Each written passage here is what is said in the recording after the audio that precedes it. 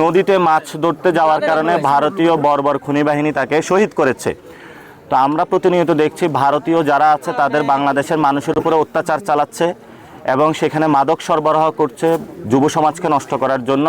আমরা কয়েকদিন আগে কসবাও গিয়েছিলাম, তো প্রায় 4টি হত্যাকাণ্ড সংঘটিত হয়েছে এবং আমরা এই ক্ষেত্রে সরকারকেও নীরব দেখতে পাচ্ছি। আমরা বলেছি যে বিজেপিকে শক্তিশালী করতে হবে এবং ভারতীয় বাহিনী যে সীমান্তের মানুষের উপর অত্যাচার করে সেটা বন্ধ করতে হবে। সাথে সাথে তারা যে যুব সমাজকে নষ্টের জন্য মাদক ইয়াবা দিয়ে তারা চোরাচালান করতেছে সেগুলো বন্ধ করতে হবে।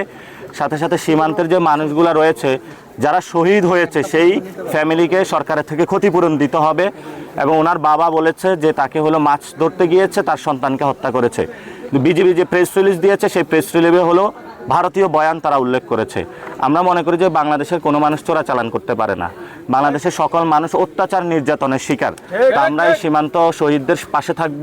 আমরা যদি সরকার গঠন করতে পারি এই মানুষগুলোর হলো বাড়িঘর নির্মাণ করে দেব, তাদের জন্য আমরা ফাউন্ডেশন খুলে দেব যাতে হলো তাদের সন্তান যারা রয়েছে তাদের জন্য আমরা ব্যবস্থা করব অর্থ সংস্থান এবং কর্মসংস্থানের। সাথে সাথে আপনারা জানেন যে ইতিমধ্যে পশ্চিমবঙ্গ এবং আসাম কেন্দ্রিক একটি সীমান্ত অস্থিতিশীলতা বিরাজ করছে।